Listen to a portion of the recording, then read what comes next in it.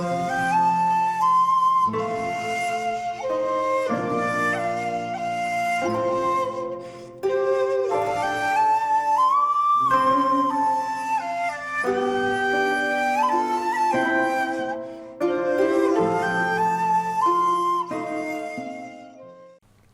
there, this is Saul Sharon from Saul Sharon Films, and welcome to another episode of One Director, Four Films, where all of us pick a fundamental film, the film that would introduce a new audience to the director's work, your favourite film from a director, an underseen or underrated gem of a film, and the Flounder, the film that doesn't quite work for you, or it's the one that you just watch the least. If a director doesn't really have a bad film, it's the one you maybe watch the least. So today it's Fritz Lang, who pretty much had two very successful careers, one in Germany and then one in Hollywood. You can make arguments which one's better, but that's not the purpose of this video. So for my fundamental choice, you could go a lot of ways with Lang. I'm going to go with M.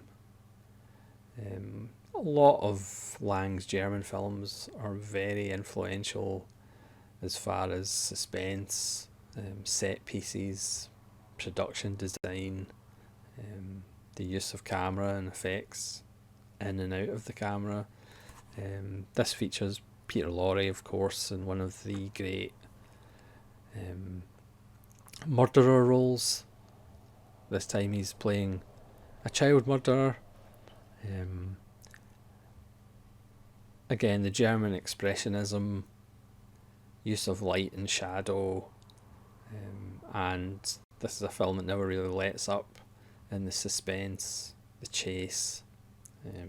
Really influential film, and that's my choice for the fundamental.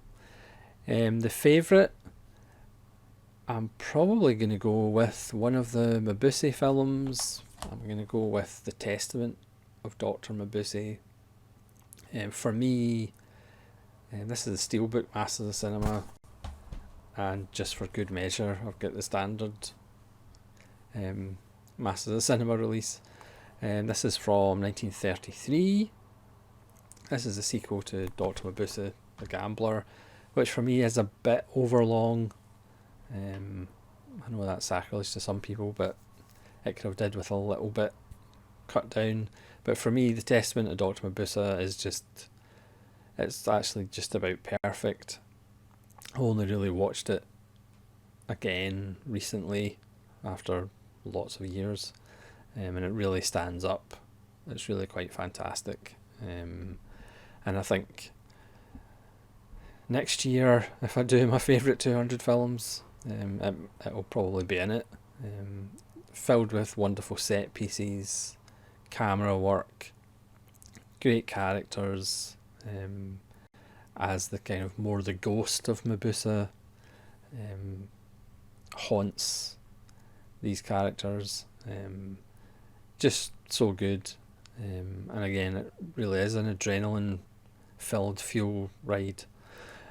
So for underrated, it's probably just underrated by me because it took me so many years to actually watch it. But it's the Nibelungen.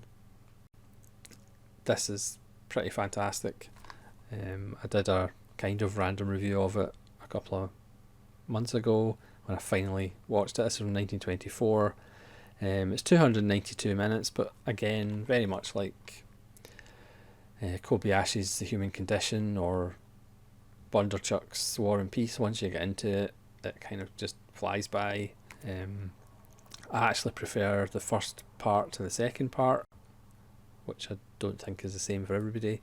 But again, you can see really influential in kind of quest films or fantasy films.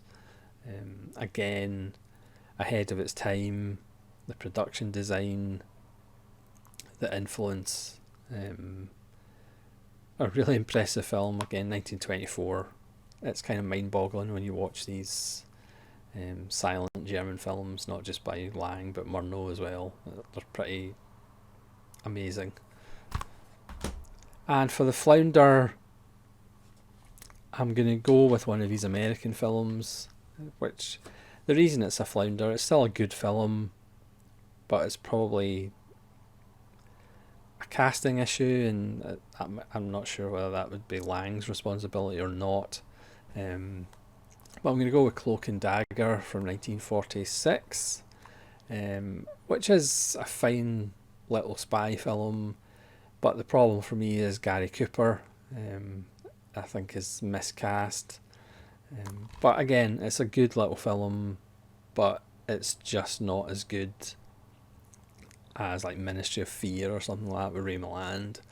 And it's certainly not The Big Heat. But again, it's still a enjoyable little film, but Gary Cooper probably shouldn't have been in it. But again, that's just my opinion. So that's my Flounder. Again, not a bad film, but just not up to the standard of lots of other Fritz Lang films. But that's my choices. But again, this series is not about my choices, it's all about your choices. So please let me know in the comments your fundamental Fritz Lang, your favourite Fritz Lang, your gem Fritz Lang, and your Flounder Fritz Lang. Thanks so much for watching. No doubt we'll meet again.